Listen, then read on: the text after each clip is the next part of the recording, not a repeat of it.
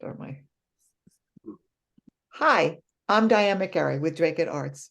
With me today are co-host Tom McGarry, fiber artist and potter Tanya Prather, and ASL interpreter Mary. Tanya is deeply influenced by nature, especially the patterns and texture that occur within it. She began her exploration with echo prints over 25 years ago while living in Virginia.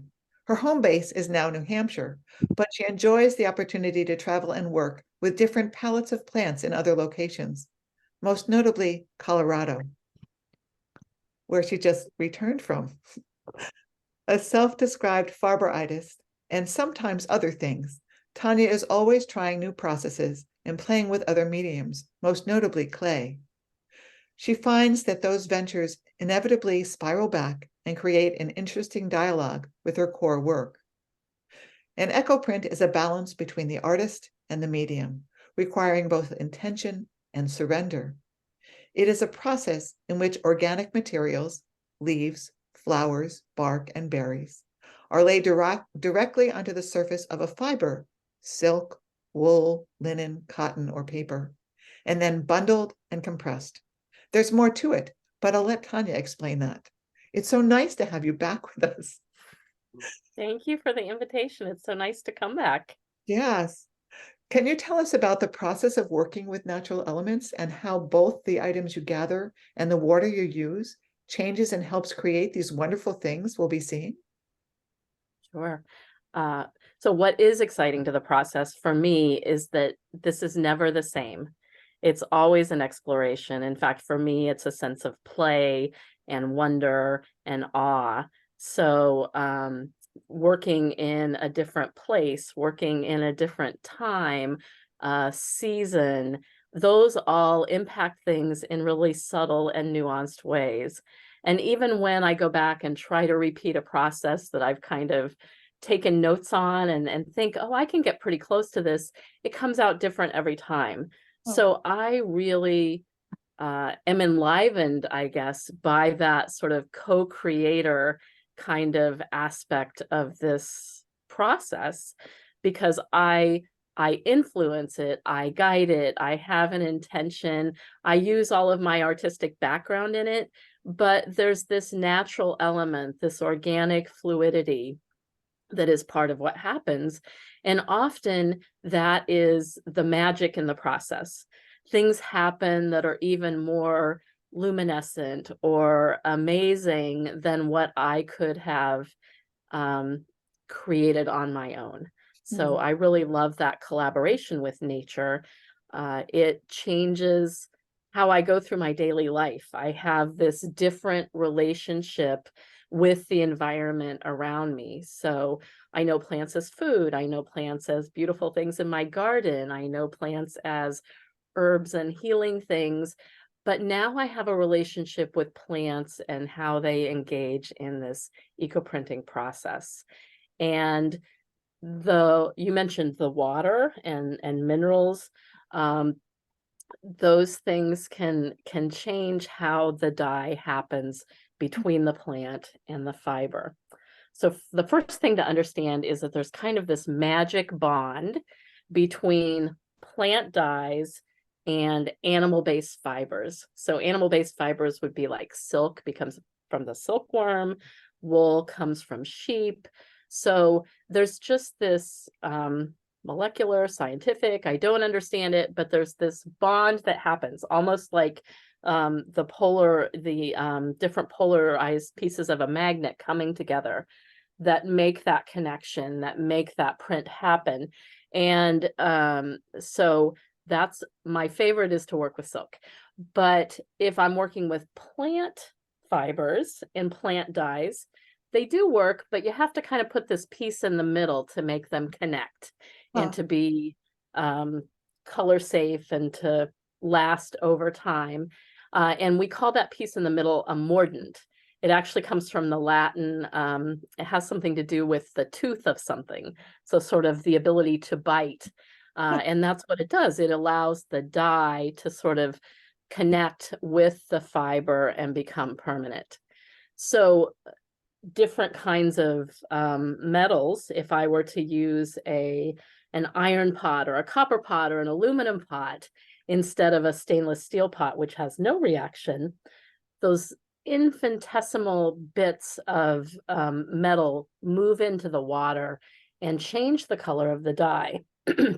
So things that have been done in an iron pot, the official word is saddening, but basically they become sort of dark and moody in comparison to their core color.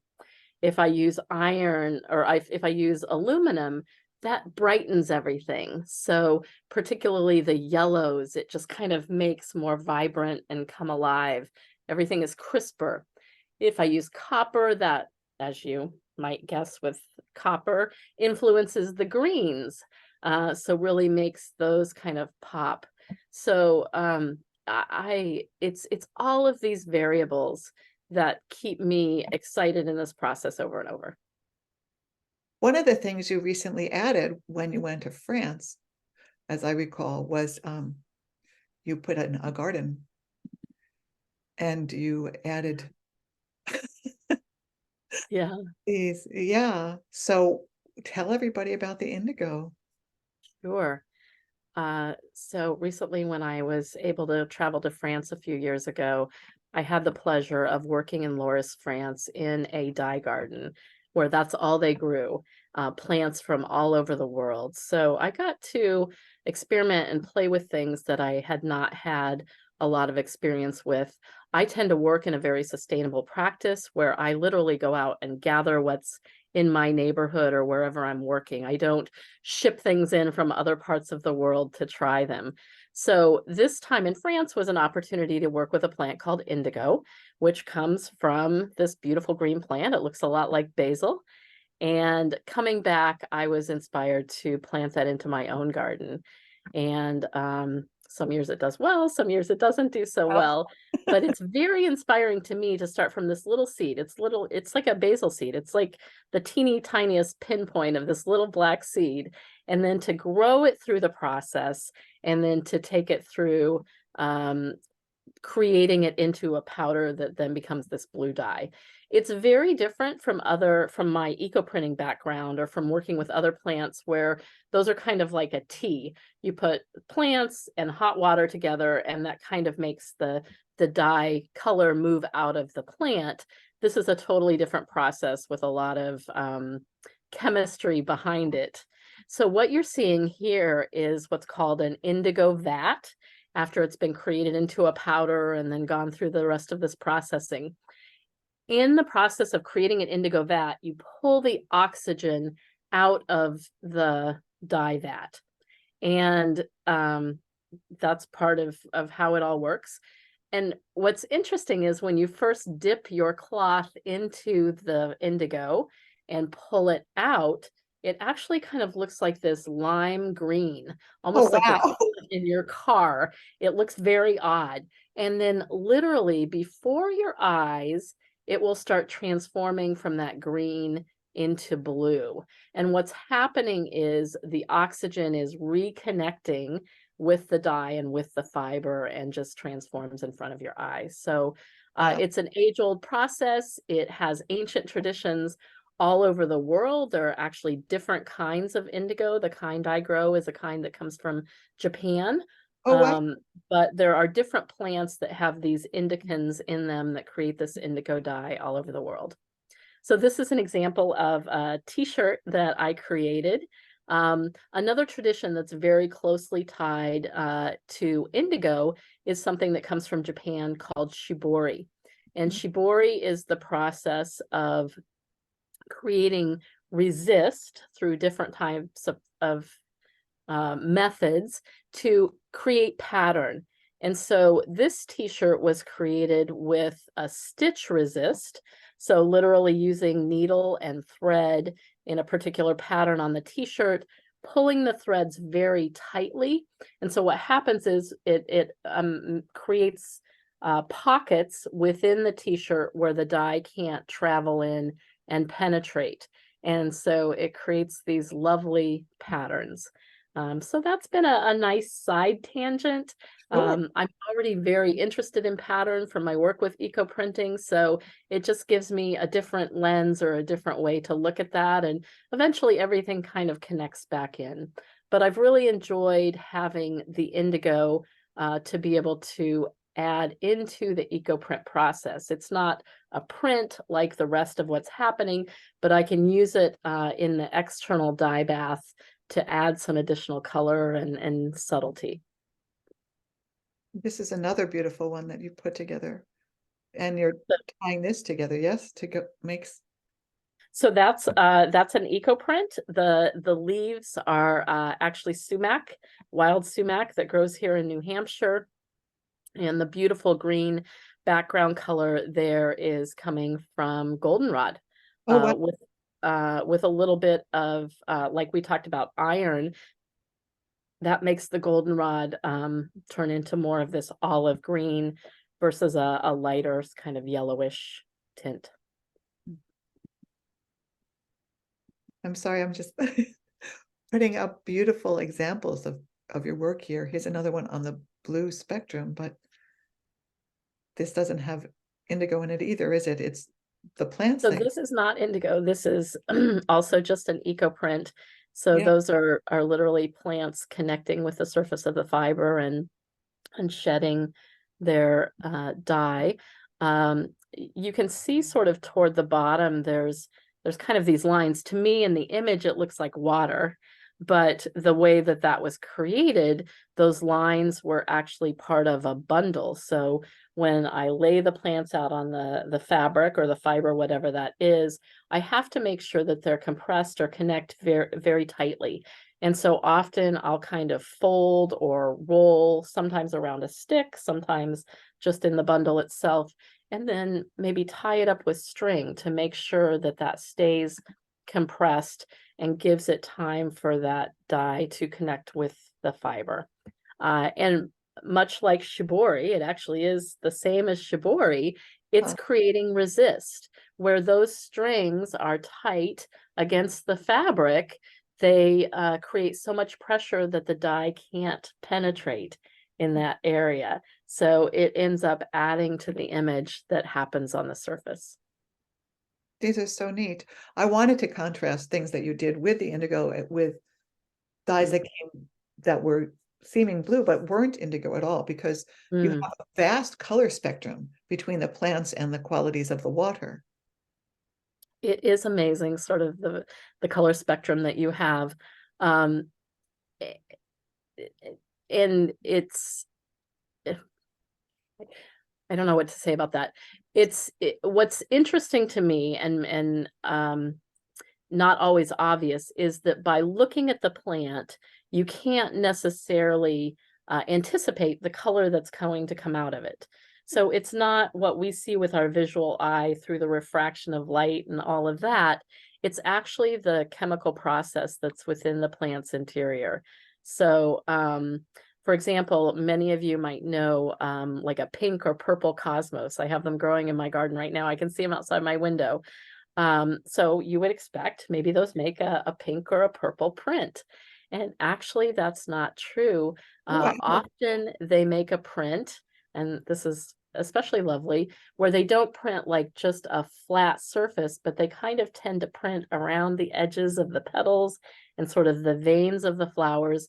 But it usually comes out in kind of a lime green. Oh, wow. Which is completely unexpected. So part of the joy of this is like I said, this relationship with plants, getting to know them and getting to know what their hidden attributes are and sort of what things to do to sort of nudge one thing or another to come out. Here you did a lot of lovely nudging. So this is another example from that my trip to France and using a variety of different plants in their garden. And so got to work with things that I didn't necessarily know. And there are pieces in that kind of in the top right quadrant that you can kind of see are plants. And then there are other pieces that are very fluid just because of the way that this was laid out. I really love that sense of sort of It's almost like a watercolor on silk. It just has a sense of fluidity and movement and light and luminosity. So even though you do a lot of pottery, your first love is silk, isn't it? It is, yeah. It's hard not to love silk. True. It's such a soft, strong material. It is, and people think of it as really fragile, and it's not. It's really a durable, amazing fiber. A part of that comes from when you get something from the commercial dye industry, they don't want you to wash it because it will bleed. But actually, through these eco-print processes, I'm getting very color fast images. And Huh. in fact, can throw my silk in the washing machine and have it come out and still be what I created. So you know, a lot of this is kind of the myth that's created out of our commercial garment industry and the way that they do things with commercial dyes, which are very different. So your things are more bound to the fibers. Yes, in a lot of ways they are. Huh. And this, I should explain that this doesn't sit on the surface of the fiber. And I don't have a piece here, but if I could hold it up, you can actually turn it over and you can see that the dye penetrates all the way through. There are subtleties on one side versus the other, but it actually becomes part of the fiber. It actually bonds on a molecular level with the fiber. It's not like a paint that's sitting on the surface. Hmm. Yeah, or a lot of prints that we see either, right? That are just partially there. And you turn it over and it's like blank. You have no idea. Yeah. This is another lovely piece. So this is a series that I did again straight out of my garden. I grow, in this case, this is some cosmos again. These are the orange or yellow cosmos that you see, and a variety of other plants. What I enjoy, I do enjoy just creating a print. The plant itself is beautiful, but part of what has become a challenge to me as I've deepened my practice and my exploration is really to use these plants as a palette, to think of them almost like having a set of paints on the side where I'm picking and choosing certain things. And so not to just have a plant print, but to use those plants to create images. These feel very much like landscapes to me. Just using those to create the lights and the darks and the patterns and the shadows and the contrast and all of those elements in a way that more traditional artists might use with other media. I couldn't not put in some pottery, even though I love the silks too. Um, so this is actually a newer process for me. I have done the eco printing on pottery and I'm really enjoying that exploration. It's challenging. It's different from working on fiber. Pottery is a very different substrate, but this is actually a new process that I've learned from an artist named Tim Skull in Connecticut. And it's a process of firing with sawdust. So it still integrates some plants to create images, but it's also using kind of a smoke firing method. And I love the pattern that's happening, kind of that crackle pattern that's happening around the plant image. Those go so well together. So that's kind of an exciting new thing that's sparking me right now to play with this. So where does he put this? Does he put the sawdust in the kiln and it goes around? I'm sorry, I just Yeah. So wonder. it's actually a very primitive kiln. It's built by laying out fire brick and literally sort of laying them out in a circular pattern. I call it a beehive. Yes. Um, that's just my term for it, but it's sort of creating this structure of fire brick, and then the pots go inside and it gets filled with the sawdust and fired. So it's literally something that I can do out in my yard. When my gardens are done for the year, I set up my little beehive brick kiln on top of the garden space and do a couple of firings. So Wow. it's not like I have to have a commercial kiln or go and use something that's electric. It's very natural. Wow. That sounds neat. Very, very neat. And speaking of natural, when you were you just got back from Colorado, as I said, and you were saying that you were surrounded by a creek and hummingbird and other visitors while you were there, work throwing pots. That must have been amazing.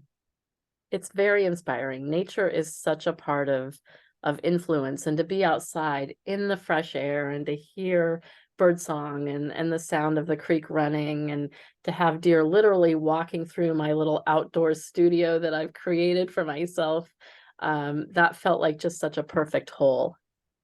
Yeah. So you actually brought back a lot of pieces, but they're not fired. They're just So wait. they are fired. Oh, I'm So sorry. on the left there, you can see an electric kiln. And so these have all been now bisque fired. So typically in pottery, there tend to be two firings. The first firing is called a bisque firing. It takes it from being clay, which if before the firing you had put that in water, it would just go back and disintegrate. So it hardens it, and after the firing, you have a pot.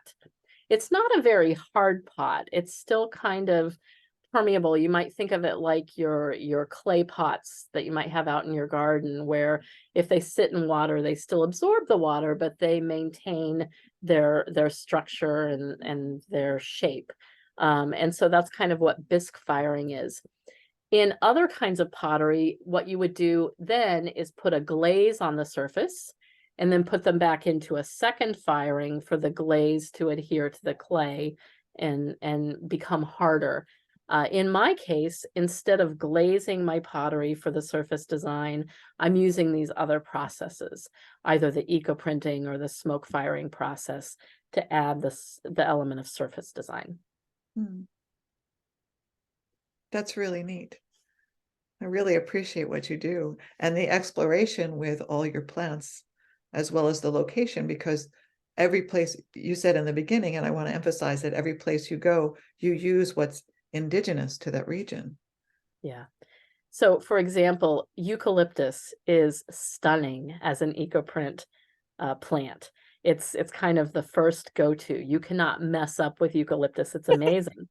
Unfortunately, here in New Hampshire, it doesn't grow. Uh-huh. So while I have occasionally played with it, from something left over from a flower shop arrangement or something, it doesn't feel right to me to order or buy eucalyptus. That's not sustainable. So I choose to work with the plants around me, and in exploring those have found some really amazing things in our own region.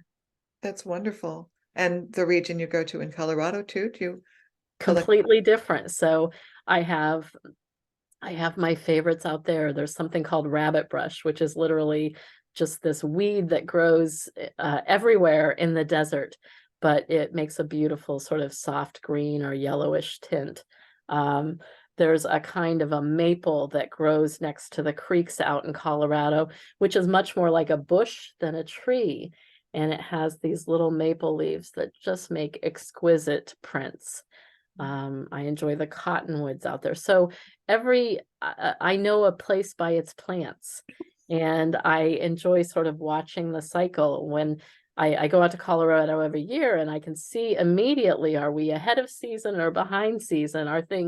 Have they had a good water year, or has it been kind of droughty? So I can see by the way that the plants are in the environment what the year has been like. Like a farmer? Yeah, kind of. The other thing that's in Colorado, which everyone knows, is aspen trees, and those are lovely.